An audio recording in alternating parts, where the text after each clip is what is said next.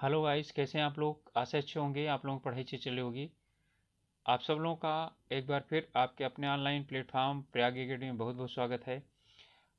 हम लोग उत्तर प्रदेश लोक सेवा आयोग द्वारा आयोजित की जाने वाली उत्तर प्रदेश पीसीएस प्री परीक्षा के विगत 15 वर्षों के हल प्रश्नों की श्रृंखला कर रहे थे। तो इसमें एक कर चुके हैं हम लोग। इसके बाद हम अगला करने जा रहे हैं।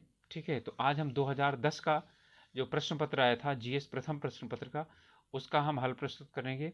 और इसी में साथ में प्लेलिस्ट में प्रीवियस ईयर में इसके और भी काफ़ी पहले के, यानी कि दो 1900 यानी 99, 98, 2001, दो इस तरह के और भी पड़े हुए हैं। तो आप लोग क्या कर सकते हैं, उन्हें भी देख सकते हैं।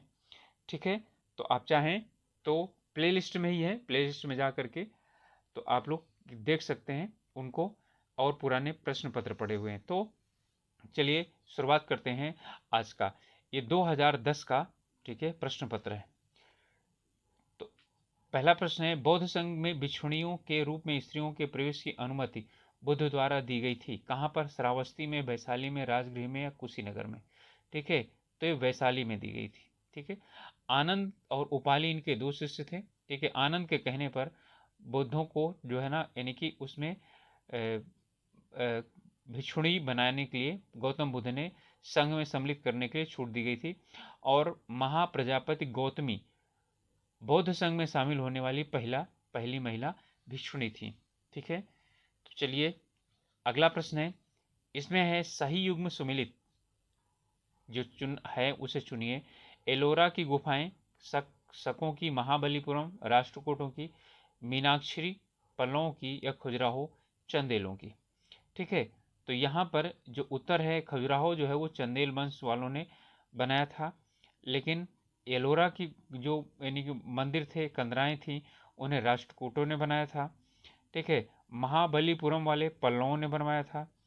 मीनाक्षी का जो मंदिर है उसे ये यानी कि मदुरई में है, और इसको मीनाक्षी का मंदिर मदुरई में स्थित है। तो कुल मिलाकर के ये जो है यानी कि हमारा सही होगा खजुराहो चंदेल वंश। अगला प्रश्न है, प्राचीन यानी बुद्ध का किसके सिक्कों में अंकन हुआ है? यानी किसके सिक्कों में बुद्ध की मूर्ति का अंकन हुआ है? तो विम, कडफिसस या कनिष्क या नाहपाण या बुधगुप्त। तो इसका उत्तर है कनिष्क। ठीक है, कुषाण वंश का शासक था। इसने अपने सिक्कों में बुद्ध का अंकन किया था। अगला प्रश्न है, ऋग्वेद निम्नलिखित में से ऋग्वेद में निम्न नदियों का, किन नदियों का उल्लेख अफगानिस्तान के साथ आर्यों के संबंध का सूचक है? अस्किनी, परुश्री, कुभा और क्रमु, विपास और सतुद्री। ठीक है, तो यहाँ पर दो नदियां हैं, वो है कुभा और क्रमु। कुभा का मतलब होता है काबुल और क्रमु का मतलब है कुर्रम।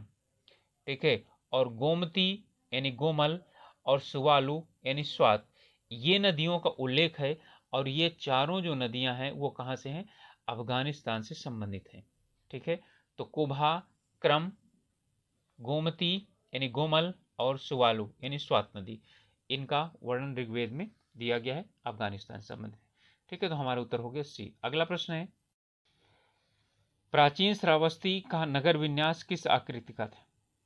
वृत्ताकार, अर्धचंद्राकार, त्रिभुजाकार या आयताकार। ठीक है, तो उसका जो प्राचीन श्रावस्ती का नगर विन्यास था वो अर्धचंद्राकार था। ठीक है, उत्खनन से ये पता चला है। तो अगला प्रश्न है, यापनी किसका एक संप्रदाय था? बौद्ध धर्म का, जैन धर्म का, शैव धर्म का या विष्णु धर्म का? ठीक है, तो यापनी जैन धर्म का क्या था? एक, ठीक है, संप्रदाय था जो श्वेतांबर, ठीक है, मत को मानने वाला था।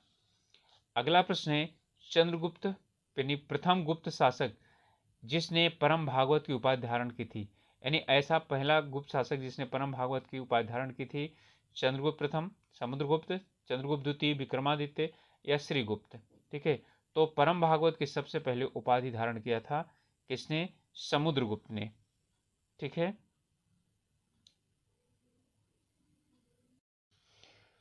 प्राचीन भारत के साहित्यिक इतिहास में पाणिनि और पतंजलि ख्याति प्राप्त नाम है। किस राजवंश के समय में ये फले फूले थे? पुष्यभूति, कुषाणु, शुंग वंश या गुप्त? तो ये क्या थे? शुंग वंश के शासनकाल में थे। ठीक है, तो शुंग वंश से संबंधित थे। और इसमें पाणिनि ने अष्टाध्यायी लिखी थी और पतंजलि ने महाभाष्य लिखा था। ठीक है, अगला प्रश्न है, महान जैन विद्वान हेमचंद्र किसकी सभा को अलंकृत करते थे, अर्थात वो किसकी सभा में थे? तो वो थे अमोघवर्ष से कुमारपाल या जयसिंह सिद्धराज या विद्याधर। ठीक है, तो ये कहाँ थे? राजा जयसिंह सिद्धराज के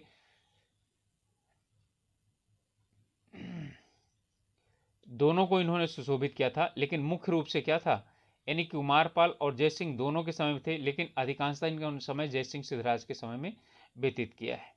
ठीक है, ये हेमचंद्र सूरी जो है वो जैन विद्वान थे।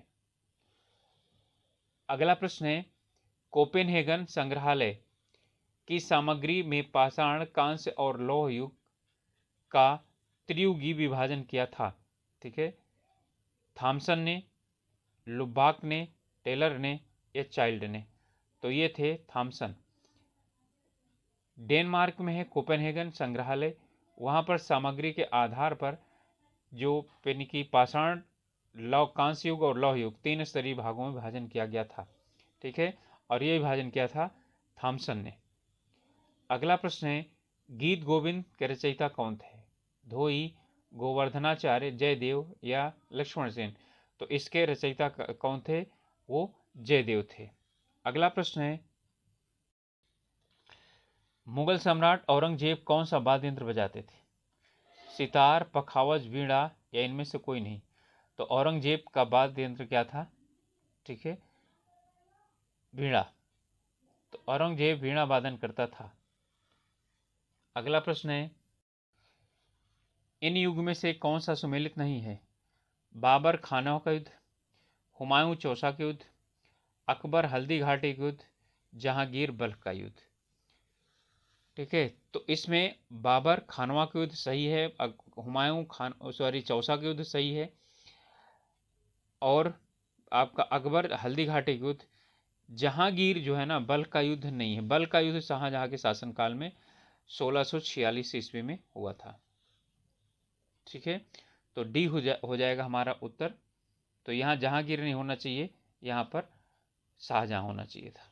अगला प्रश्न है, इसमें से जो सूची 1 है, सूची 2 को क्या करना है? मिलाना है। अलाई दरवाज़ा दिल्ली, बुलंद दरवाज़ा फतेहपुर सीकरी, मोती मस्जिद आगरा और मोती मस्जिद दिल्ली। अलाउद्दीन खिलजी तो जानते हैं, अलाई दरवाज़ा अलाउद्दीन खिलजी ने बनवाया। बुलंद दरवाज़ा फतेहपुर सीकरी का अकबर ने बनवाया। ठीक है, और अब यहाँ पर 2 चीज़ें हैं, मोती मस्जिद आगरा की और दिल्ली की, तो शाहजहां और औरंगजेब है। ठीक है, तो 1 2 है। अब 1 2 3 4 क्या है, ये पूरा लिखा हुआ है और यहाँ पर कोई 1 2 है नहीं, तो हमारे ही हो जाएगा आगरा की मोती मस्जिद शाहजहां ने बनवाई, दिल्ली की मोती मस्जिद किसने बनवाई? औरंगजेब ने। तो हमारा उत्तर हो जाएगा ए हो जाएगा। ठीक है, अगला प्रश्न है, भारत के किस मध्यकालीन शासक ने इक्ता व्यवस्था प्रारंभ की थी? इल्तुतमिश, बलबन, अलाउद्दीन खिलजी और इनमें से कोई नहीं? तो इक्ता व्यवस्था शुरुआत किया था इल्तुतमिश ने। ठीक है, सबसे पहले इसने क्या किया था? व्यवस्थित ढंग से शासन प्रारंभ किया था। ठीक है, अब जो है इसने माना जाता है कि जो मोहम्मद गोरी है उसने एकता तो शुरू किया था, लेकिन भारत में जो है ना, भारत की बात हो रही है। ठीक है, तो भारत में इन्होंने इल्तुतमिश से शुरुआत किया था। पहला इक्तादार जो था वो था कुतुबुद्दीन ऐबक। ठीक है, चलिए अगला प्रश्न है, आबू का जैन मंदिर यानी माउंट आबू का जैन मंदिर, जो दिलवाड़ा जैन मंदिर है, ठीक है, वो किससे बना हुआ है? बलुआ पत्थर से, चूना पत्थर से, ग्रेनाइट से, संगमरमर से? तो बिल्कुल ये संगमरमर से बना हुआ है। ठीक है, और इसे चालुक्य को सोलंकी शासक भीमदेव प्रथम ने जो यानी सामंत कौन था? बिमल। ठीक है, उसने इसका बिमल ने इसका निर्माण क्या था? करवाया था। ठीक है, अगला प्रश्न है, इनमें से कौन सा सही सुमेलित है? खुलदाबाद शेख सलीम चिश्ती का मकबरा, फतेहपुर सीकरी इत्मादुद्दौला का मकबरा, आगरा औरंगजेब का मकबरा, दिल्ली अब्दुल रहीम खान खाना का मकबरा। तो आप सब लोगों को पता है कि फतेहपुर सीकरी में शेख सलीम चिश्ती की दरगाह है। इसका मतलब है कि पहला और दूसरा क्या होगा, बिल्कुल सही नहीं होगा। और आगरा में औरंगजेब का मकबरा, तो आगरा में इसका सवाल ही नहीं उठता। दिल्ली में अब्दुल रहीम खान खाना का मकबरा, यही वाला क्या है, सही है।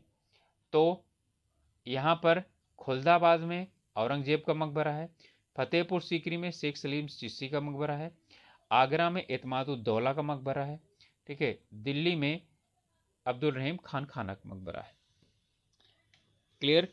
तो हमारा जो उत्तर होगा वो डी होगा, बाकी सब सुमेलित नहीं है। अगला प्रश्न है, चित्तौड़ का कीर्ति स्तंभ किसने बनवाया था? राणा सांगा, राणा कुंभा, राणा प्रताप, राणा उदय सिंह।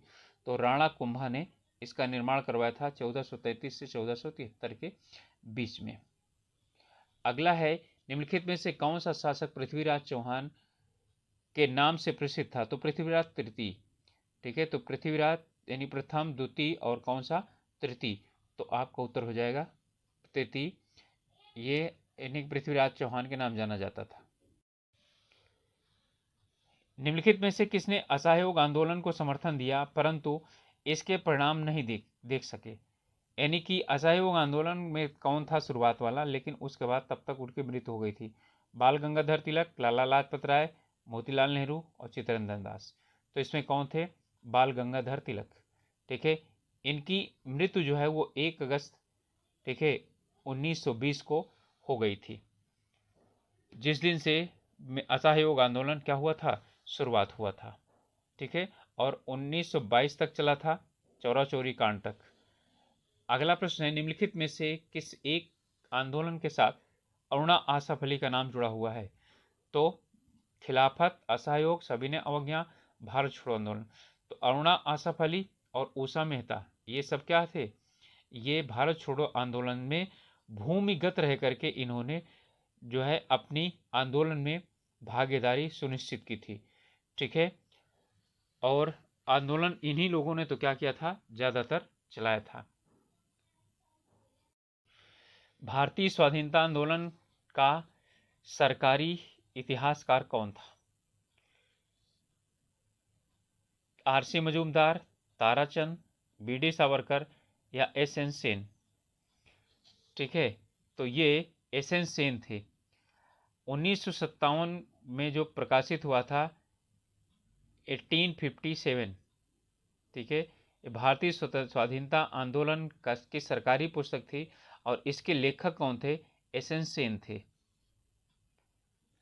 अगला प्रश्न है, निम्नलिखित में से कौन सा होम रूल आंदोलन से नहीं जुड़ा था? सी आर दास, सुब्रमण्यम अय्यर, बीजी तिलक और एनी बेसेंट।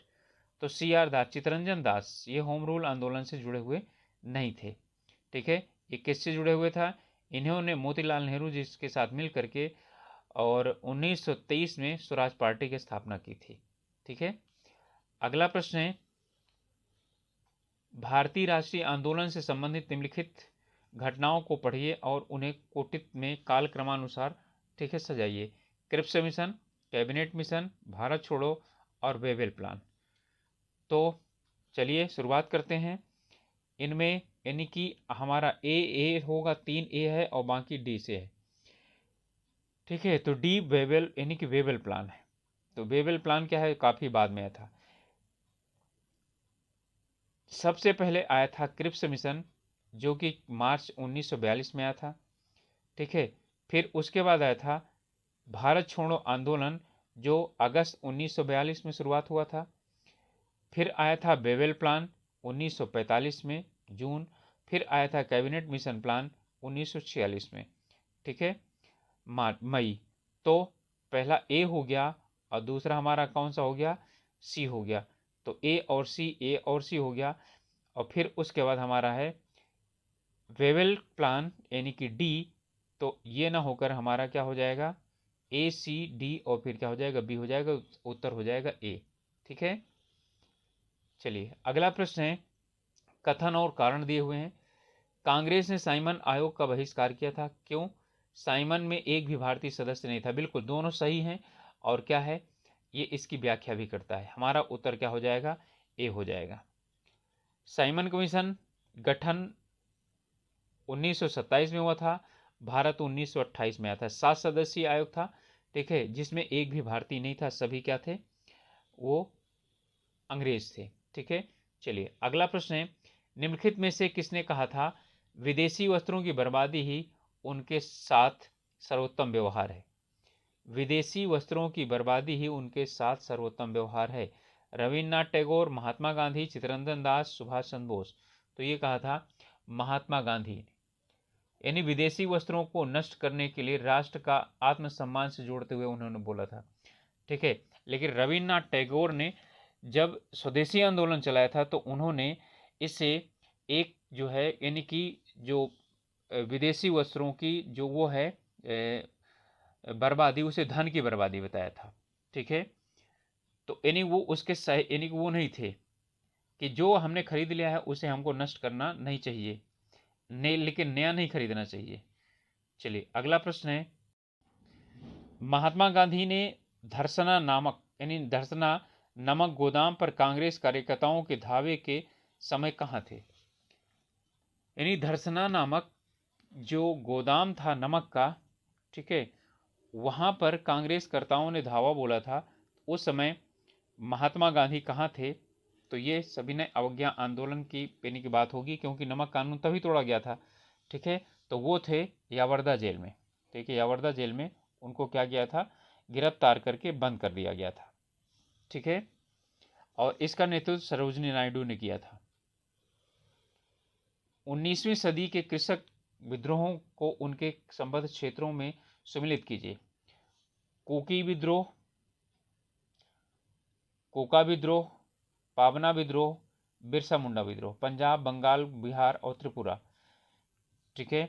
तो इनमें किसी भी एक को क्या चीज कर लेते हैं, यदि हम यानी सेट कर लेते हैं तो फिर क्या हो जाएगा, आसानी के साथ हम इसको सॉल्व कर सकते हैं, ठीक है। कोका विद्रोह कहाँ था, पंजाब में, तो इसका मतलब है एक, तो यानी कि बी का एक होना चाहिए, तो बी का एक हमारे पास दो में है, ठीक है, एक तो इसमें, तो इसका मतलब सी और डी में से कोई सा भी एक उत्तर होगा। जो कुकी विद्रोह है वो त्रिपुरा का था, तो चार हो गया, तो 4-1 4-1। अभी भी जो है ना यानी कि फाइनल नहीं हुआ। बिरसा मुंडा विद्रोह कहाँ पर था, पावना विद्रोह कहाँ पर हुआ था, ठीक है। तो जो बिरसा मुंडा विद्रोह हुआ था, ठीक है, वो कहाँ हुआ था, बिहार में हुआ था, और पावना वो बंगाल में हुआ था। तो इसका मतलब है 2 और 3, तो हमारा जो उत्तर हो जाएगा वो क्या हो जाएगा, 4-1-2 और 3, ठीक है। तो ये बिरसा मुंडा के कारण ही तो यानी कि उन्हीं के उसमें झारखंड जो बना हुआ है बिहार से कट करके, तो वही तो उनकी कर्मस्थली रही है, ठीक है। तो इसमें 3 तो पता ही है, तो इसके आधार पर क्या किया सकता है, इसे सेट किया जा सकता है। अगला प्रश्न है, एक सूची से दूसरी सूची में क्या करना है, सुमेलित करना है। अब इसमें दिया हुआ है झांसी, लखनऊ, कानपुर और फैजाबाद। इसमें नेतृत्वकर्ता कौन थे, यहाँ पर यानी कि बताना है। तो आप जानते हैं कि यानी कि झांसी, लखनऊ, झांसी में कौन थी, रानी लक्ष्मीबाई। तो ए में क्या क्या हो जाएगा, 4 हो जाएगा, तो यहाँ पर क्या हो गया, 4-4-3 और 1, तो इनमें यानी कि इनमें से दोनों में से कोई सा भी एक हो जाएगा। लखनऊ, लखनऊ में कौन थी, बेगम हजरत महल, तो 3 हो गया, हमारा उत्तर मिल गया ए, इसी से ही 2 से ही निकल गया। अब इसके बाद हमारा आता है कानपुर, तो कानपुर में अजीमुल्ला खां, फैजाबाद में मौली अहमद शाह, ठीक है। तो ये जो है ना नेतृत्वकर्ता थे, तो उत्तर हो जाएगा हमारा कौन सा, ए। अगला प्रश्न है, निम्नलिखित घटनाओं को उनके कालक्रमानुसार व्यवस्थित कीजिए और अपना कूट तैयार कीजिए। अंतरिम सरकार का गठन, कैबिनेट मिशन पहुंचना, मुस्लिम लीग द्वारा सीधी कार्यवाही प्रारंभ करना, जिन्ना द्वारा शिमला कॉन्फ्रेंस का विध्वंस करना है, ठीक है। यानी कि जिन्ना द्वारा शिमला यानी कि कॉन्फ्रेंस को जो है अस्वीकार कर देना, ठीक है। तो अंतरिम जो सरकार है उसका गठन हुआ था 24 अगस्त 1946 को, ठीक है। कैबिनेट मिशन जो है वो 24 मार्च 1946 को पहुंचा, ठीक है। तो इसका मतलब है कि यानी कि बी पहले आएगा और ए बाद में आएगा। अब इसके बाद तो बी यहाँ पर यानी कि बी और ए, अब और देख लेते हैं। मुस्लिम लीग द्वारा सीधी कार्यवाही, ठीक है, ये 16 अगस्त 1946 को, ठीक है, यानी कि अंतरिम सरकार के पहले भी वो हो गया, ये आ गया। फिर इसे जिन्ना द्वारा शिमला कॉन्फ्रेंस का विध्वंस करना, ठीक है, 14 जुलाई 1945 को, ठीक है। तो हमको शुरुआत कहाँ से करना है, ये जिन्ना द्वारा शिमला यानी कि 45 से शुरुआत करना है, तो हो जाएगा हमारा डी। तो इन दोनों में से कोई एक होगा, तो डी के बाद आएगा बी, और बी के बाद क्या आएगा हमारा, ए नहीं आएगा, क्या आएगा, सी आएगा, ठीक है। क्योंकि ये 24 अगस्त को है, ये 24 अगस्त को घटना हुई थी, और ये जो है हमारी ये यानी मार्च में हुई थी, उसमें क्या बोलते हैं 1946 में, ठीक है। तो अब जो हमारा हो गया वो, और मुस्लिम लीग द्वारा सीधी कार्यवाही प्रारंभ करना, ठीक है, ये 16 अगस्त को हुआ था। तो 16 अगस्त वाला पहले आएगा, 24 अगस्त वाला बाद में आएगा, ठीक है। तो ए सबसे अंत में चला जाएगा, तो उत्तर हो जाएगा हमारा DBCA, ठीक है। तो DBCA हो जाएगा। इसके बाद अगला है प्रश्न, इनमें से किस आंदोलन में महात्मा गांधी ने पहली बार भूख हड़ताल का प्रयोग हथियार के रूप में किया था? असहयोग आंदोलन, रोलट सत्याग्रह, अहमदाबाद की हड़ताल, या बारदोली, ठीक है। तो अहमदाबाद में जो भूख हड़ताल है, गांधी जी ने मिल मजदूरों के लिए जो प्लेग यानी बोनस था उसमें चलाया था। तो पहली बार उनका भूख हड़ताल वाला वो कौन सा था, अहमदाबाद की हड़ताल में महात्मा गांधी द्वारा प्रयोग किया गया था। अगला प्रश्न है, निम्नलिखित संगठनों में से किसने शुद्धि आंदोलन का समर्थन किया? तो शुद्धि आंदोलन किसने चलाया था? स्वामी जी, बिल्कुल, दयानंद सरस्वती। तो जो उन्होंने आर्य समाज की स्थापना की थी, तो आर्य समाज इसका उत्तर हो जाएगा, ठीक है। यानी कि जो यानी हिंदू मुस्लिम बन गए थे, दूसरे धर्म में चले गए थे, उन्हें फिर से वापस यानी कि हिंदू धर्म में लाना ही शुद्धि आंदोलन था। अगला है, स्थानीय स्वशासन को किस वायसराय के समय प्रोत्साहन मिला?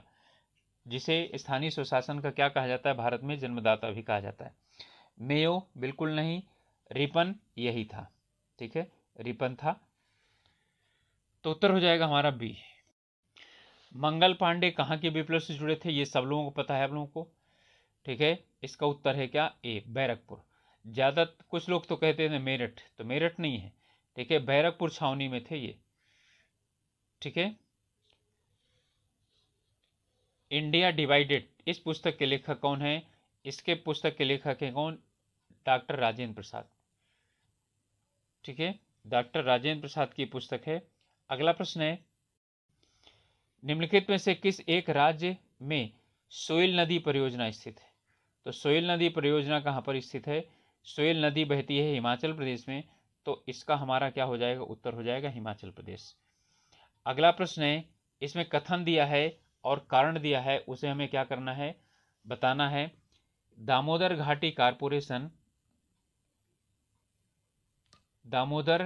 कारपोरेशन के विकास के पूर्व दामोदर नदी पश्चिम बंगाल में दुख की नदी मानी जाती थी, बंगाल का शोक मानी जाती थी। दामोदर अपनी ऊपरी भाग में तीव्रता से प्रवाहित होती है तथा निचले भाग में इसका बहाव बहुत धीमा हो जाता है, ठीक है। तो ये जो है यानी कि दोनों चीजें, इसमें कथन भी सही है और जो कारण है वो भी क्या है, वो भी सही है, ठीक है। तो ऊपरी भाग का मतलब हो गया कि पश्चिम बंगाल में, ठीक है, वो काफी तीव्रता के साथ बहती है और फिर बाद में आगे चल करके क्या हो जाती है, उसका प्रवाह धीमा हो जाता है। अगला प्रश्न है,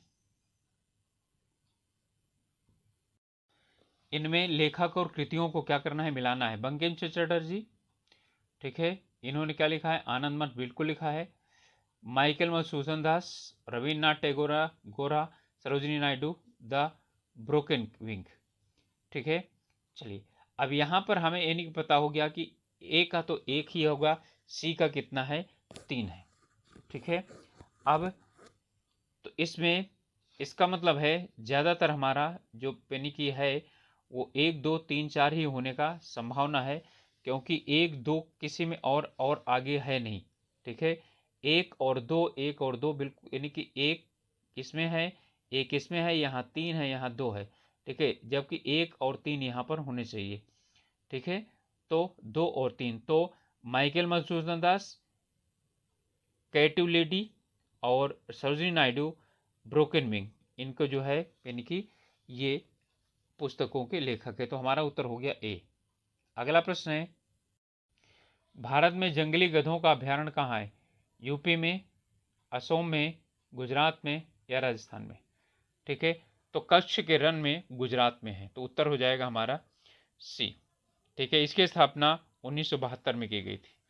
निम्नलिखित में से कौन सा एक जैव अभ्यारण्य यूनेस्को के जैव अभ्यारण्य के विश्व तंत्र की सूची में सम्मिलित नहीं है?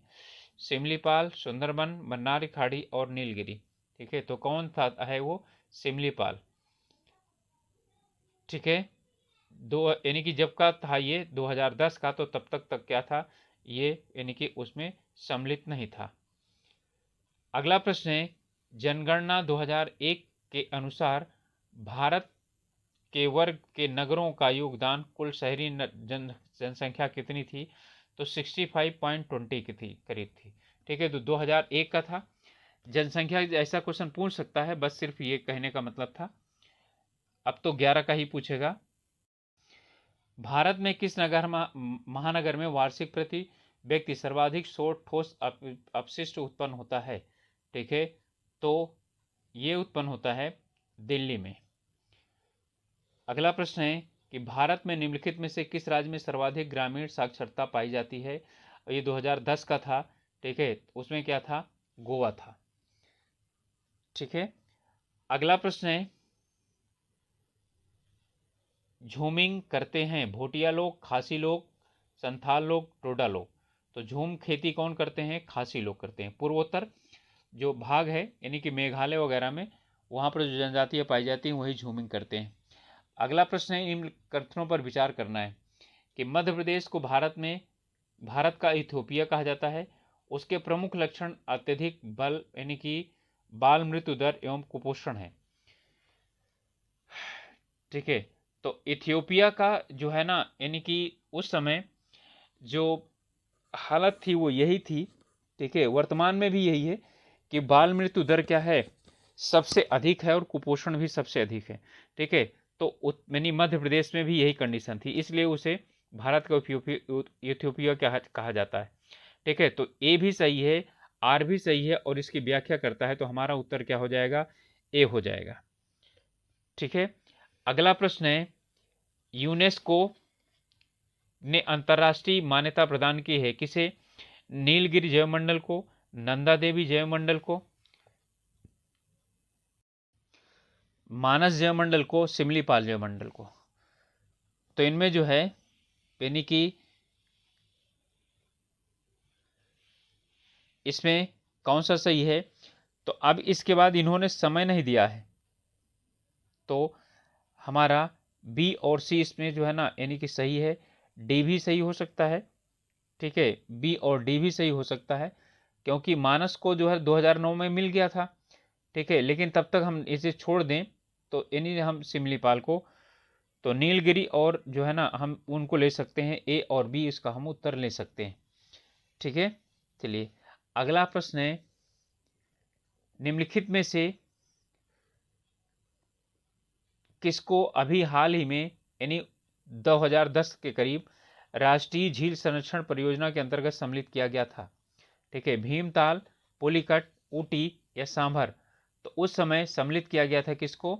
भीमताल को, तो उत्तर क्या चीज हो गया? भीमताल।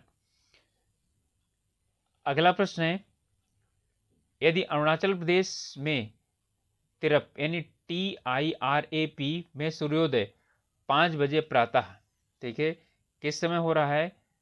5 बजे प्रातः हो रहा है। ठीक है, तो गुजरात के कांडला में सूर्योदय किस समय होगा? हमें यह बताना है दोनों में अंतर कितना है। तो ये तो अंतर तो है 5:30, 6 बजे, 7 बजे या 7 बजे, तो लगभग जो है ना 2 घंटे का क्या है? अंतर है, तो हमारा उत्तर हो जाएगा 7 बजे होंगे। ठीक है, यानी कि जो दोनों की समझ लीजिए कि हमारा पूरब और पश्चिम, तो पूरब और पश्चिम में जो अंतर है वो लगभग 2 घंटे का है। ठीक है, इतना याद रख लीजिए, हो गया। अपने आप इसका क्या हो जाएगा सर, यानी कि सही हो जाएगा उत्तर। तो 7 बजे। ठीक है। अगला प्रश्न है कि निम्न कौन सी नदी रिफ्ट घाटी से होकर बहती है? गंगा, ब्रह्मपुत्र, नर्मदा, कृष्णा। तो रिफ्ट घाटी से कौन होकर बहती है? नर्मदा और ताप्ती। ठीक है। किस मृदा को कम सिंचाई की आवश्यकता होती है क्योंकि वह मृदा नमी को रोक करके रखती है? जलोढ़, काली, लाल और कौन? लेटराइट। ठीक है। तो इसमें जो है उत्तर हो जाएगा हमारा काली, क्योंकि काली की जल धारण क्षमता क्या होती है? काफी अधिक होती है। इसमें सिंचाई की कम आवश्यकता होती है। यदि भीग जाती है तो मिट्टी क्या हो जाती है? चिपचिपी हो जाती है। ठीक है। तो अगला प्रश्न है, मीठे पानी की कल्पसर परियोजना अवस्थित है कहां पर? गुजरात में, हरियाणा में, महाराष्ट्र में या राजस्थान? तो मीठे पानी की बात कर रहा है, तो कहां पर स्थित है? गुजरात में स्थित है। अगला प्रश्न है, उत्तरी ध्रुवीय प्रकाश के लिए वायुमंडल में कौन सी परत जिम्मेदार है? ठीक है। तो इस किस परत के कारण उत्तरी ध्रुवीय प्रकाश वायुमंडल में, यानी कि सॉरी, वायुमंडल के किस परत के कारण उत्तरी ध्रुवीय प्रकाश का जो है ना भान होता है? क्षोभ मंडल, तारामंडल यानी तापमंडल, आयन मंडल और बहिर्मंडल। ठीक है। तो इसका उत्तर है आयन मंडल। ठीक है। आयन मंडल की जो यानी परत है उसमें से विघटित होकर के जो प्रकाश है वो क्या होता है? रात में जो है ना दिखाई पड़ता है उत्तरी क्षेत्र, ध्रुवीय क्षेत्र में। उसे हम बोलते हैं उत्तरी ध्रुवीय प्रकाश। ठीक है। अगला प्रश्न है, रूर बेसिन प्रसिद्ध औद्योगिक क्षेत्र है? चीन का, जर्मनी का, जापान का, यूनाइटेड किंगडम का? तो ये किसका है? ये जर्मनी का है। ठीक है। रूर क्षेत्र जो है वो जर्मनी का है। और यहां से यानी कि जो नदी है वो रूर जो है ना नदी है, इस घाटी, ये जो है ना कोयले के लिए, खान के लिए यानी कोयला के लिए जाना जाता है, विश्व प्रसिद्ध है कोयले के लिए। निम्नलिखित देशों में से कौन भूमध्य रेखा पर अवस्थित है? Brunei, Kenya, Colombia, Venezuela. ठीक है। तो इसमें जो यानी कि स्थित है वो कौन है? वो हमारा बी और सी, यानी कि कोलंबिया और केन्या, ये दोनों भूमध्य रेखा पर स्थित है। ठीक है। तो जो भूमध्य रेखा वो 13 देशों से गुजरती है। ठीक है। अगला प्रश्न है, निम्नलिखित में से पूर्वी द्वीप समूह कौन सा द्वीप 3 देशों में विभाजित है? बोर्नियो, सेलिबीज, न्यू गिनी या तिमोर? तो जो बोर्नियो है वो क्या है? ये तीसरा विश्व का सबसे बड़ा द्वीप है। ये जो है ऑस्ट्रेलिया के पास है। तो अब ये 3 देशों से विभाजित है, इंडोनेशिया, मलेशिया और ब्रुनेई। ठीक है। चलिए अगला है प्रश्न, 90 डिग्री पूर्व कटक, ठीक है, अवस्थित है कहां पर? अटलांटिक महासागर, भारतीय महासागर, प्रशांत महासागर या भूमध्य सागर? तो ये हिंद महासागर में स्थित है। ठीक है। तो उत्तर हो जाएगा हमारा बी। अगला प्रश्न है, इसमें सूची एक को सूची दो से मिलाना है। एटना, विसुवियस, एवियस और कोटोपैक्सी। राजद्वीप, इक्वाडोर, इटली और सिसिली। ठीक है। इसमें भी जो है ना आपको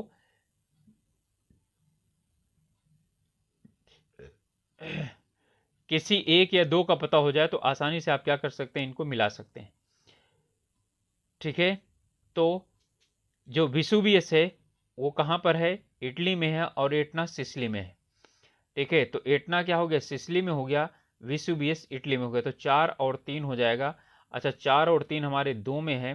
ठीक है। तो इससे काम नहीं चलेगा, कम से कम एक और भी होना चाहिए। तो जो हमारा कोटोपैक्सी है, ठीक है, वो कहां पर है? इक्वेडोर में है। तो 2 हो जाएगा, यानी डी में 2 हो जाएगा। तो सी में कितना हो जाएगा?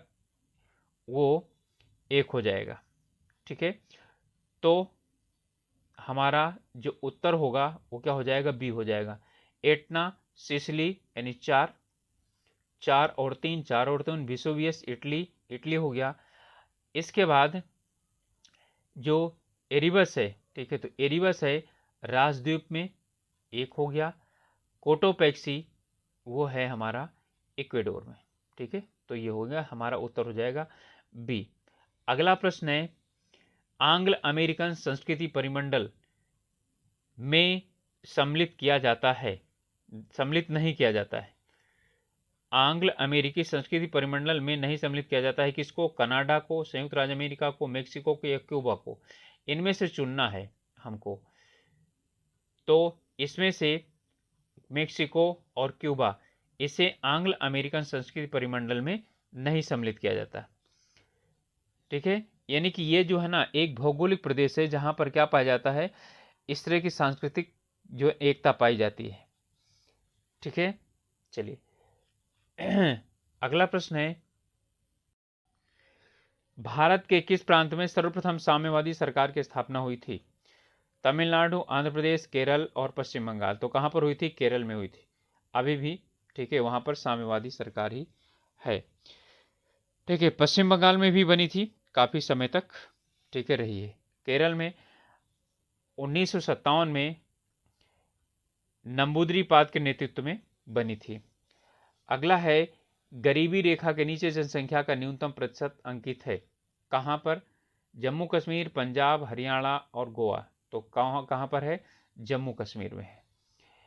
निम्न में से कौन सा एक रिट याचिका न्यायालय में कार्यवाही में लंबित होने की दिशा में लागू होती है? परमादेश, उत्प्रेषण, प्रतिषेध या अधिकार परीक्षा। तो न्यायालय में कार्यवाही लंबित होने की दशा में कौन जारी किया जाता है? प्रतिषेध जारी किया जाता है। ठीक है, इसमें जो है ना कार्यवाही में लंबित होने की दशा में लागू किया जाता है। क्यों? और ये जो उत्प्रेषण है वो क्या किया जाता है? न्यायालयी कार्यवाही के पश्चात लागू किया जाता है। भारतीय संविधान की प्रस्तावना में पंथ निरपेक्ष शब्द कब जोड़ा गया था? तो जानते हैं पंथ निरपेक्ष शब्द अभी तक सिर्फ एक बार जो है ना प्रस्तावना में संशोधन हुआ है, वो भी 42वें संविधान संशोधन। ठीक है, तो हमारा उत्तर हो जाएगा 42वें। प्रस्तावना पूछे तो 42वां संविधान संशोधन बस, और कुछ नहीं। निम्नलिखित में से किस समिति में राज्यसभा का प्रतिनिधित्व तो नहीं होता है? लोक लेखा समिति, सार्वजनिक उपक्रम समिति, आकलन समिति, सरकारी आश्वासन समिति। तो आकलन समिति में ठीक है सिर्फ लोकसभा के सदस्य होते हैं, राज्यसभा के नहीं होते हैं। लोक लेखा में 22 सदस्य होते हैं, जिसमें कि 15 और 7 होते हैं। ठीक है, इसमें आकलन समिति में जो है राज्यसभा के सदस्य नहीं होते हैं, और इसमें लोकसभा के 30 सदस्य आते हैं। अगला प्रश्न है, पंचायतों एवं नगर पालिकाओं के संबंध में निम्नलिखित में से किस वर्ष प्रावधान किया गया? ठीक है, 91 में, 95 में, 2000 में या 93 में। तो भारतीय संविधान में 73वां और 74वां संविधान संशोधन ठीक है 1993 में क्या किया गया है? लागू किए गए हैं। अगला प्रश्न है, ध्यानाकर्षण सूचना का प्राविधान निम्नलिखित में से किसके क्षेत्र में सीमित किया जाता है? अल्पावधि चर्चा, प्रश्नकाल, स्थगन प्रस्ताव या शून्यकाल। तो ध्यानाकर्षण प्रस्ताव का संकल्पना भारत की देन है। ठीक है, और ये स्थगन प्रस्ताव के संबंध में ठीक है इसका प्रावधान किया गया है। इसमें कोई भी सदस्य है वो क्या करता है कि किसी भी लोक महत्व के विषय पर प्रश्न उठाता है और उसे क्या किया जाता है? ध्यानाकर्षण के अंतर्गत लाया जाता है, और उसके कारण बाकी सभी कार्यवाहियां क्या हो जाती हैं? स्थगित हो जाती हैं। ठीक है, तो अगला प्रश्न है, इन्हें सूची को मिलाना है। अनुच्छेद 14, तो आप जानते हैं 14 है समानता का अधिकार, यानी 3 हो गया। फिर उसके बाद अनुच्छेद 36, तो 36 में क्या है? नीति निषेध तत्व। ठीक है, तो यानी कि 3 और 4 हो गया। फिर इसके बाद है 74, तो 74 में क्या है? मंत्रिपरिषद 2 हो गया। और फिर 64 संशोधन की प्रक्रिया। ठीक है, तो 3, 4, 2 और क्या हो जाएगा? 1 हो जाएगा। ठीक है, तो 3, 4, 2 और 1 जो है ना हमारा है डी में, तो 3, 4, 2 और 1 हो जाएगा।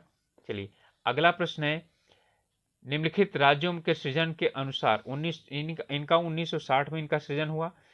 इन्हें गठन के आरोही क्रम के अनुसार व्यवस्थित करना है। ठीक है, हरियाणा, सिक्किम, नागालैंड और मेघालय। ठीक है, 1960 के बाद इनका सबका निर्माण हुआ है। तो सबसे पहले किसका हुआ है उसका यानी कि हम उसकी बात करते हैं, फिर किसका हुआ है, फिर किसका हुआ है। ठीक है, तो इसमें सबसे पहले जो निर्माण हुआ है नागालैंड का हुआ है 1963 में।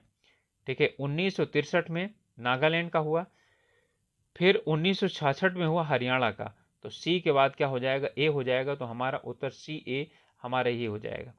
ठीक है, और फिर इसके बाद डी है मेघालय का 75 में, सॉरी मेघालय का 71 में, और जो सिक्किम है उसका 75 में हुआ है। ठीक है, तो फिर से बता देता हूँ, नागालैंड का 63 में, हरियाणा 66 में, फिर इसके बाद मेघालय है 71 में, सिक्किम है 75 में, तो उत्तर हो जाएगा सी। अगला प्रश्न है, इनमें से राष्ट्रीय खाद्यान्न सुरक्षा मिशन में कौन सम्मिलित नहीं है? तिलहन, गेहूं, चावल और दलहन। तो इसमें कौन है? तिलहन नहीं, ठीक है, सम्मिलित है। गेहूं है, दलहन भी है और चावल भी है। ठीक है, अगला प्रश्न है, निम्नलिखित कथनों पर विचार कीजिए। भारतवर्ष में फसल बीमा योजना 1985 से प्रारंभ की गई। उत्तर प्रदेश में शस्य जलवायु क्षेत्रों की कुल संख्या 9 है। काम के बदले अनाज कार्यक्रम 1977 से प्रारंभ किया। नीली क्रांति का संबंध सरसों के उत्पादन से। ठीक है, तो नीली क्रांति का सरसों उत्पादन से नहीं, पीली क्रांति का, तो हमारा डी तो गलत हो गया। ठीक है, तो इसका मतलब है जहां डी होगा तो सी वाला क्या हो गया, अपने आप हो गया। तो ए और बी और सी तीनों क्या हैं, बिल्कुल सही हैं। ठीक है, तो हमारा उत्तर हो जाएगा डी। अगला प्रश्न है, यदि प्राथमिक घाटे में ब्याज भुगतान को सम्मिलित कर लिया जाए, प्राथमिक घाटे में ब्याज भुगतान को सम्मिलित कर लिया जाए तो यह बराबर हो जाता है किसके? बजट घाटे के, राजकोषीय घाटे के, या घाटे की व्यवस्था से, या आम घाटे से। तो ये क्या हो जाता है, राजकोषीय घाटे के बराबर हो जाता है। ठीक है, अगला प्रश्न है, निम्नलिखित कथनों पर क्या करना है, विचार करना है। ठीक है, सब प्राइम संकट जिसमें यूएस की अर्थव्यवस्था प्रभावित हुई, अचानक तेल मूल्यों में वृद्धि के कारण हुआ था। संकट के कारण गृह ऋण अदायगी नहीं हुई। सी है, इनमें से इसके कारण से यूएसए में कुछ बैंक फेल हो गए। सब प्राइम संकट से भारतीय स्टॉक मार्केट लड़खड़ा गया। ठीक है, इनमें कौन सा सही है? ठीक है, तो इनमें से सब प्राइम संकट यूएसए की अर्थव्यवस्था प्रभावित हुई, अचानक तेल मूल्यों में वृद्धि के कारण हुआ था। ठीक है, ये गलत है। ठीक है, तेल मूल्यों से इसका कोई संबंध नहीं है। ये अमेरिकी अर्थव्यवस्था के घरेलू क्षेत्र में रियल इस्टेट में आई मंदी के कारण हुआ था। ठीक है, तो ये गलत हो गया। बाकी क्या है, ये तीनों सही है। बी भी सही है, इसके कारण गृह ऋण अदायगी नहीं हुई। देखिए, गृह ऋण अदायगी का हुआ, वो यानी कि किससे नहीं है, तेल मूल्य से संबंधित नहीं है। ठीक है, वो रियल इस्टेट से संबंधित। यूएसए कुछ बैंक फेल हो गए, ये भी सही है। इसका भारतीय स्टॉक मार्केट भी क्या हो गया था, लड़खड़ा गया था। तो हमारा उत्तर हो गया बी, सी और डी। राष्ट्रीय नवीकरण फंड का गठन निम्नलिखित में से कुछ उद्देश्य से किया गया था। सेवा मुक्त होने वाले कर्मचारियों के पेंशन का प्रावधान करने के लिए, सामाजिक सुरक्षा हेतु ग्रामीण पुनर्निर्माण और उद्योगों की पुनः संरचना के आधुनिकीकरण। तो राष्ट्रीय नवीनीकरण फंड का जो निर्माण हुआ था वो सामाजिक सुरक्षा हेतु 1991 में किया गया था। अगला प्रश्न है कि भारतीय रिजर्व बैंक के ओपन मार्केट ऑपरेशन का आशय क्या है? ठीक है, यानी खुले बाजार की नीतियां क्या हैं? सिक्योरिटीज व्यापार करना, विदेशी मुद्रा की नीलामी करना, सोने का व्यापार, उपरोक्त में से कोई नहीं। ठीक है, तो इसका मतलब यही है, सिक्योरिटीज में व्यापार करना। ठीक है, ये जो है इसी का आशय यही है, यानी कि मुद्रा की पूर्ति को नियंत्रित करने के लिए राजकोषीय तंत्र के रूप में क्या करता है, ये कार्य करता है। अगला प्रश्न है, भारतीय रिजर्व बैंक द्वारा सीआरआर में वृद्धि से, यानी जब क्या होता है, कैश रिजर्व रेशियो बढ़ा दिया जाता है तो क्या होता है, सरकार के ऋण में कमी आती है, अर्थव्यवस्था में मौद्रिक तरलता में कमी आती है, देश में अधिक विदेशी प्रत्यक्ष पूंजी निवेश आता है और वांछित क्षेत्रों में ऋण बढ़ता है। देखिए, सीआरआर बढ़ा दिया जाएगा तो बैंकों के पास क्या हो जाएगा, आरबीआई के पास पैसा ज़्यादा चला जाएगा, मार्केट में कम हो जाएगा, तो ये अर्थव्यवस्था में मौद्रिक तरलता में क्या आ जाती है, कमी आ जाती है। ठीक है, तो यानी कि उनके पास इतना पैसा नहीं होता है बैंकों के पास कि वो ऋण आसानी के साथ उपलब्ध करा सकें। अगला प्रश्न है, विशेष आर्थिक जोन एसईजेड अधिनियम प्रभावित हुआ कब से? 4 से, 2005 से, 2006 से, 2007 से। तो 2006 में एसईजेड की स्थापना हुई थी। ठीक है, 10 फरवरी 2006 से प्रारंभ हुआ था। अगला प्रश्न है कि 11वीं पंचवर्षीय योजना में केंद्र, राज्य तथा संघ क्षेत्रों द्वारा निम्नलिखित में से किस क्षेत्र पर सबसे अधिक व्यय प्रस्तावित किया गया था? ठीक है, तो परिवहन, ऊर्जा, कृषि और ग्रामीण विकास या सामाजिक क्षेत्र। तो क्या था उसमें? सामाजिक क्षेत्र था। ठीक है, निम्नलिखित में से कौन सी संस्था किसी और संबंधित क्षेत्रों को सर्वाधिक साख प्रदान करती है? सहकारी बैंक, क्षेत्रीय ग्रामीण, वाणिज्यिक बैंक, संयुक्त रूप से सहकारी और क्षेत्रीय ग्रामीण बैंक। तो कौन है? यानी कि वाणिज्यिक बैंक उपलब्ध कराते हैं। अगला है, इनमें से भारत में पहली बार व्यय कर लगाने का सुझाव किसने दिया था? क्लेस्की, कॉल्डोर और आर जे चलैया, ठीक है, या गौतम माथुर ने। ठीक है, तो ये थे, ठीक है, कॉल्डोर ने। व्यय कर यानी कि वस्तुओं के बिकने पर क्या किया जाना चाहिए? कर लगाया जाना चाहिए। अगला प्रश्न है, भारतीय अर्थव्यवस्था के बारे में निम्नलिखित में से कौन सा कथन सही नहीं है? विश्व जनसंख्या में इसका अंश 16% है। विश्व में जीडीपी में इसका अंशदान 1.6% है। ठीक है, सेवा क्षेत्र में भारत का जीडीपी अंशदान मात्र 25% है। इसकी वर्किंग जनसंख्या 58% कृषि पर निर्भर है, लेकिन कृषि का राष्ट्रीय आय में अंशदान 22% है। भारत के भौगोलिक क्षेत्रफल के विश्व क्षेत्रफल का केवल 2.4% है। ठीक है, कह रहा है कि भारतीय अर्थव्यवस्था के बारे में कौन सा कथन सही नहीं है? तब के विषय में था, अब के विषय में नहीं है। ठीक है, तो इसमें ही था, सेवा क्षेत्र में जो है ना अंशदान ज़्यादा था। ठीक है, 57% के करीब था। ठीक है, ना कि 25% था। ठीक है, तो इतना कम नहीं है। सेवा कर जो है ना काफ़ी ज़्यादा है, यानी उसका योगदान। सबसे कम तो क्या है? कृषि का योगदान है। आरबीआई का मुख्यालय कहाँ पर स्थित है? तो पता ही है, मुंबई में स्थित है। ठीक है, एक ऐसे क्षेत्र में जहाँ वार्षिक वर्षा 200 सेंटीमीटर से अधिक है और ढलाव पहाड़ी स्थल है, किसकी खेती अभिष्ट है? सन की, कपास की, चाय की, मक्का की। आसानी से चाय की खेती वहाँ पर की जा सकती है। अगला प्रश्न है, वायुमंडल हमारे ऊपर बहुत अधिक दबाव डालता है परंतु हम इसका अनुभव नहीं करते हैं। कारण क्या चीज़ है? इसका कारण यह है कि हमारा रक्त वायुमंडल के दबाव से कुछ अधिक दबाव शरीर के अंदर डालता है, इसलिए हमें इसका एहसास नहीं होता है। ठीक है, अगला प्रश्न है, इसमें कथन और कारण दिया हुआ है। यदि फ्रीज पर बर्फ इकट्ठी होती है तो रेफ्रिजरेटर में शीतलन बुरी तरह से प्रभावित हो जाता है। बर्फ एक दुर्बल चालक है। ठीक है, तो बिल्कुल ये दोनों सही है। फ्रिज इकट्ठा हो जाने पर ठंडे होने की क्षमता क्या हो जाती है? कम हो जाती है, तो बर्फ को निकाल करके बाहर करना होता है, क्योंकि बर्फ जो ऊष्मा है उसका कुचालक होता है। ठीक है, तो इसमें दिया हुआ है दुर्बल चालक, तो ए सही है, आर सही है, और ए आर जो है ना ए की व्याख्या करता है। अगला प्रश्न है, एक टेलीविजन में दूरस्थ नियंत्रण के लिए किस प्रकार के वैद्युत चुंबकीय विकिरण का उपयोग होता है? जिसे आप रिमोट कंट्रोल कहते हैं। ठीक है, तो रिमोट कंट्रोल में क्या होता है? आवरक किरणों का प्रयोग किया जाता है। अगला प्रश्न है, दूरदृष्टि दोष वाले व्यक्ति के संबंध में निम्नलिखित कथनों में से कौन सा एक सही नहीं है? तो यह व्यक्ति दूर के पिंडों का स्पष्टता देख सकता है। ठीक है, ये क्या है? यानी सही है। लेंस का नाभ्यंतर अधिक होता है। जी हाँ, ये भी सही है। निकट के पिंडों का प्रतिबिंब रेटिना के पीछे फोकस पर बनता है। ये भी सही है। इस दोष को ठीक करने के लिए अवतल लेंस का प्रयोग किया जाता है। तो अवतल नहीं, उत्तल का प्रयोग किया जाता है। ठीक है, तो क्या है? यानी कि ये हमारा सही है, तो उत्तर हो जाएगा हमारा डी। ठीक है, अगला प्रश्न है, डॉक्टरों द्वारा मरीजों के उदर के अंदर का परीक्षण एंडोस्कोपी द्वारा किया जाता है। ये किस सिद्धांत पर कार्य करता है? ये प्रकाश के किस पर कार्य करता है? संपूर्ण आंतरिक परावर्तन के कारण करता है। ठीक है, तो ये हो जाएगा पूर्ण आंतरिक परावर्तन। ठीक है, उत्तर हो जाएगा सी। ठीक है, और जो हमारी फाइबर, ऑप्टिकल फाइबर हैं, वो भी क्या होता है? इसी नियम के आधार पर काम करती हैं। अगला प्रश्न है, मेथेन जिसके वायुमंडल में उपस्थित है वह है, ठीक है, चंद्रमा, सूर्य, बृहस्पति, मंगल। ठीक है, तो मंगल में क्या है? मेथेन उपस्थित है, जिसके कारण वो काफी अधिक गर्म रहता है, क्योंकि मेथेन क्या है? एक ग्रीन हाउस गैस है। हाइड्रोजन बम निम्नलिखित से किस सिद्धांत पर आधारित है? तो हाइड्रोजन बम क्या है? अनियंत्रित श्रृंखला अभिक्रिया, लेकिन वो क्या? हाइड्रोजन का संलयन।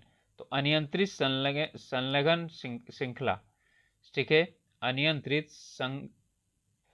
संगलन, ठीक है, अभिक्रिया, यही हमारा क्या हो जाएगा, वैसे संलयन होना चाहिए, ठीक है, यानी कि अनियंत्रित संलयन अभिक्रिया, और नाभिकीय विखंडन के द्वारा होता है परमाणु बम, ठीक है, और वो भी अनियंत्रित। नियंत्रित परमाणु विखंडन के कारण होता है परमाणु भट्टी। अगला प्रश्न है, इन सूची को मिलाना है, हीरा, संगमरमर, रेत और रूबी, कैल्शियम, सिलिकॉन, एल्यूमिनियम और कार्बन।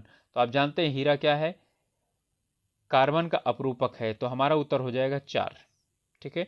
अब इसके बाद है संगमरमर किसका बना हुआ होता है, तो संगमरमर जो है ये कैल्शियम का परिवर्तित रूप है, तो हमारा ए में हो जाएगा 4 और बी में हो जाएगा 1, ठीक है। इसके बाद रेत है सिलिकॉन, 2 हो जाएगा, फिर रूबी है एल्यूमिनियम, तो हमारा जो उत्तर हो जाएगा वो हो जाएगा 4, 1, 2 और 3, ठीक है। फिर समझ लीजिए हीरा कार्बन, ठीक है, हीरा है कार्बन का अपरूपक है, संगमरमर कैल्शियम का बना हुआ था, रेत सिलिकॉन से है, रूबी एल्यूमिनियम से संबंधित है। अगला प्रश्न है, निम्नलिखित में से यौगिकों में से कौन सा एक शांतिकारक औषधि के रूप में, ठीक है, प्रयोग किया जाता है, potassium bromide, calcium chloride, ethyl alcohol और फास्फोरस क्लोराइड, ठीक है, तो ये होता है पोटेशियम ब्रोमाइड। इसका शांतिकारक का मतलब होता है जो नींद लाने वाली दवाइयां होती हैं, ठीक है, या जिसमें कोई चक्कर या दौरा पड़ता है उसे शांत करने के लिए प्रयोग किया जाता है, जैसे मिर्गी वगैरह का, ठीक है, तो उसमें इसका प्रयोग किया जाता है। अगला प्रयोग यानी वो है, प्रश्न है, फोटोग्राफी में प्रयुक्त होने वाला हाइपोविलियन जेली विलियन है किसका, सोडियम थायोसल्फेट, ठीक है, सोडियम टेट्राथायोसल्फेट, इन दोनों में जो है ना वो यानी कि नहीं होगा, वो थायो होता है, ठीक है, तो इसका है ए, सोडियम थायोसल्फेट जो है ना, हाइपो जो है वो सोडियम थाइपोसल्फेट होता है, सोडियम थायोसल्फेट। अगला प्रश्न है, इसका प्रयोग किया जाता था पहले, जो रील हैं उनको धुलने में किया जाता था, यानी निगेटिव जो होते थे फोटो खींचने वाली फोटोग्राफिक प्लेट को धुलने के लिए किया जाता था। अगला प्रश्न है,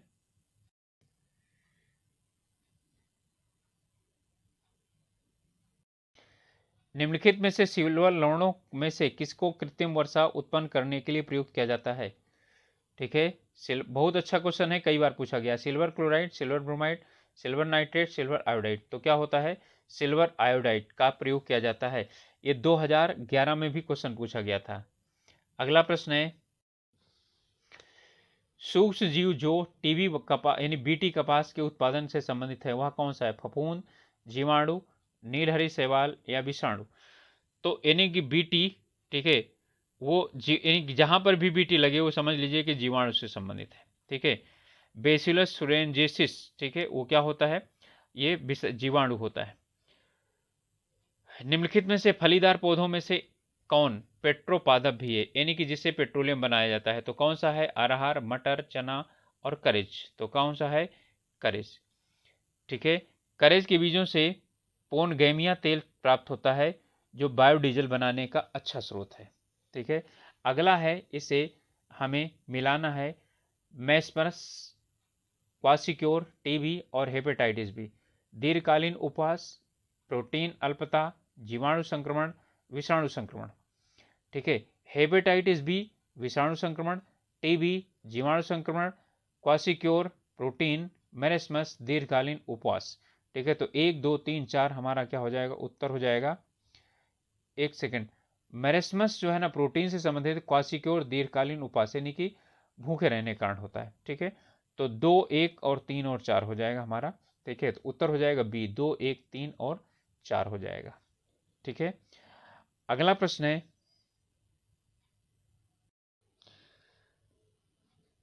प्रोटीनों के पाचन में सहायक एंजाइम कौन सा है, प्रोटीन कौन पाचन करता है, यूरियसिस, सेल्फेटेस या पेटिसिस या ट्रिप्सिन। ट्रिप्सिन जो है वो प्रोटीन को पाचन करता है, इसे अमीनो अम्ल में क्या कर देता है, परिवर्तित कर देता है, ठीक है। अगला प्रश्न है, मांसपेशी निम्नलिखित में से किसके एकत्र होने के कारण थकान का अनुभव होता है? वो कौन सा होता है? ठीक है, लैक्टिक एसिड। ठीक है, लैक्टिक एसिड एकत्र हो जाने के कारण क्या होता है? थकान का अनुभव होता है, और जैसे ही ये फैल जाता है तो थकान का अनुभव समाप्त हो जाता है। निम्नलिखित में से कौन सा एक ऐसा पदार्थ है जो समूह में बहुतायता से प्राप्त होता है और एक विशिष्ट कमी वाली व्याधि में दिया जाता है?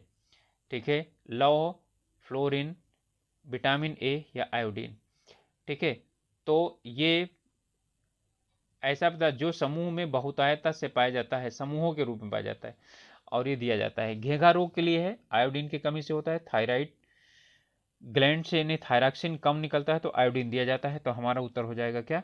आयोडीन। ठीक है, अगला प्रश्न है, इसमें उन देशों में जहां के लोगों को मुख्य खाद्यान्न पॉलिश किया हुआ चावल है, लोग पीड़ित होते हैं किससे? पेलाग्रा से, स्कर्वी से, बेरी से या ऑस्टियोमलेशिया से। ठीक है, तो पॉलिश किए हुए चावल को खाने वाले लोगों को बेरी नामक रोग हो जाता है, क्योंकि पॉलिश किए हुए चावल में विटामिन ए B1 यानी कि थायमीन की कमी हो जाती है। अगला प्रश्न है, एक अंतरिक्ष यान जो चक्कर लगा रहा है से एक शेप छोड़ा जाता है तो क्या होगा? वो अंतरिक्ष के साथ ही उसी गति से क्या हो जाएगा? उसके पीछे गति करता रहेगा। ये उत्तर हो जाएगा हमारा।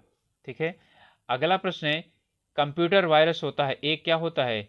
सॉफ्टवेयर होता है। ठीक है, तो कंप्यूटर वायरस क्या होता है? एक सॉफ्टवेयर प्रोग्राम होता है। हमारा उत्तर हो जाएगा डी।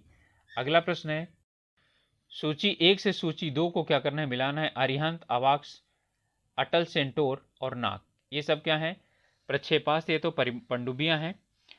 अमेरिकी निम्न तापकीय रॉकेट, प्रति टैंक। ठीक है, तो नाग क्या है? प्रति टैंक प्रक्षेपास्त्र, यानी डी का क्या हो जाएगा? 2। इसराइल विकसित फाल्कन वायुसेना हेतु, और पनडुब्बी, तो अरिहंत जो है वो परमाणु पनडुब्बी है, तो डी का हमारा क्या हो जाएगा? 2 हो जाएगा, और ए का हो जाएगा 4। ठीक है, तो अब हम यदि देखें यहाँ से तो हमारा उत्तर आसानी से निकल जाएगा। ए में 4 है और डी में 2 है, तो उत्तर हो जाएगा कौन सा हमारा? ठीक है, बी। तो अवाक्स जो है वो क्या है? इजराइल द्वारा विकसित फाल्कन वायुसेना के लिए पेनी हेलीकॉप्टर है। ठीक है, अटल सेंटोर जो है वो अमेरिकी निम्नताप की रॉकेट है। ठीक है, चलिए अगला प्रश्न है, साल्क टीका निम्नलिखित से किसके द्वारा यानी किसके व्याधि से संबंधित है? तो ये किससे संबंधित है? पोलियो से। साल्क का टीका पोलियो से संबंधित है, और इसे साल्क ने क्या किया था? विकसित किया था। ठीक है, अगला प्रश्न है, इनमें कौन सा एक सुमेलित नहीं है? जीन संबंधन एवं पुनर्योजन डीएनए प्रौद्योगिकी आनुवांशिक अभिनियंत्रण कहा जाता है। गर्भस्थ शिशु में आनुवांशिकी व्याधिकों को जानने के लिए निदान सूचक परीक्षण एमनियोसेंटेसिस, एक प्रक्रम जिसके द्वारा जीवित सूक्ष्म जीव जटिल पदार्थ को सरल अवयवों में तोड़ते हैं, जैव निम्नीकरण, और सभी जीवों में अंतर्निर्मित समय पालक निकाय, ये बायोमास। ठीक है, हमारा यही वाला क्या है? सुमेलित नहीं है। ठीक है, यानी कि यहाँ पर सभी जीवों में अंतर्निर्मित नहीं, यानी कि यहाँ पर जितने भी पदार्थ पाए जाते हैं, ठीक है, इनको जो सभी जीवों में अंतर्निर्मित समय पालक निकाय, ये बायोमास नहीं है। ठीक है, यह एक जीवधारियों में व्युत्पन्न पदार्थ होता है। ठीक है, अगला प्रश्न है, निम्नलिखित में से कौन सा एक कारक, ठीक है, जैव विविधता के ह्रास के लिए सर्वाधिक उपयुक्त कारक है? आनुवांशिकी आत्मसारक, परभक्षियों का नियंत्रण, प्राकृतिक वास का विनाश, और कीट नियंत्रण। तो क्या है? प्राकृतिक निवास का निवास जो है ना, ये हमारा उत्तर हो जाएगा। ये जैव विविधता को ह्रास का बहुत बड़ा कारण है। अगला प्रश्न है, देखिए पहले कुछ गणित के भी प्रश्न आया करते थे, रीजनिंग के, गणित और रीजनिंग के प्रश्न आते थे इसे फर्स्ट पेपर में। ठीक है, तो उन्हें अभी क्या किया गया है, यानी कि उनको छोड़ दिया है, तो उन्हें नहीं करवा रहा हूं, हम सीधे सीधे सिर्फ जीएस वाले पेपर कर रहे हैं। तो घुरिया लोक नृत्य क्या है? अवध का है, बुंदेलखंड का है, पूर्वांचल का है, रुहेलखंड का है। तो घुरिया लोक नृत्य जो है वो बुंदेलखंड का है। ठीक है, कुम्हार जाति द्वारा, ठीक है, ये किया जाता है। अगला है, निम्न में से 9 और 10 के में विकलांगों के लिए एक विश्वविद्यालय की स्थापना कहाँ पर की गई थी? उत्तर प्रदेश के द्वारा। तो उत्तर प्रदेश के द्वारा शकुंतला मिश्रा पुनर्वास विश्वविद्यालय विकलांगों के लिए ये चित्रकूट में स्थापित किया जाना था। ठीक है, अगला प्रश्न है, इनमें से सुमेलित कौन सा नहीं है? आला खंड, बिल्कुल, आला बुंदेलखंड में गाया जाता है। बिरहा पूर्वांचल में गाया जाता है, बिल्कुल सही है। जो चैती है, ठीक है, वो यहाँ पर नहीं गाया जाता। चैती पूर्वी यानी उत्तर प्रदेश में गाया जाता है, रुहेलखंड में नहीं। कजरी अवध में गाया जाता है, बिल्कुल, सावन के महीने में गाया जाता है। तो हमारा उत्तर हो जाएगा सी, ये सुमेलित नहीं है। अगला प्रश्न है, इनमें से कौन सा एक उत्तर प्रदेश का लोक नृत्य नहीं है? चरकुला, दादरा, कर्मा और मुरिया। ठीक है, तो मुरिया जो है यहाँ का नहीं है, मुरिया जो है वो मध्य प्रदेश का लोक नृत्य है। ठीक है, भारत सरकार ने किस वर्ष उत्तर प्रदेश की 10 नई आदिम जातियों को अनुसूचित जनजाति के रूप में सूचीबद्ध किया? ठीक है, तो 2003 में किया था। ठीक है, और 2022 में दो जनजातियों यानी दो जातियों को आदिम जनजाति में सम्मिलित किया है। उत्तर प्रदेश में निम्नलिखित में सर्वाधिक जनजाति जनसंख्या वाला जनपद कौन सा है? ठीक है, तो सोनभद्र, मिर्जापुर, लखीमपुर खीरी या बिजनौर। ठीक है, तो सबसे ज्यादा जनजातीय क्षेत्र है वो कौन सा, यानी जनजातीय जनसंख्या पाई जाती है वो लखीमपुर खीरी में पाई जाती है। अगला प्रश्न है, उत्तर प्रदेश में किसान भाई योजना कब लागू की? बहुत इंपॉर्टेंट क्वेश्चन है और अक्सर पूछा जाता है। तो 1992 में किसान भाई योजना लागू की गई थी। ठीक है, अगला है, उत्तर प्रदेश में प्रथम जैव प्रौद्योगिकी पार्क की स्थापना कहां पर की गई थी? तो इसकी स्थापना की गई थी लखनऊ में 2002 में। उत्तर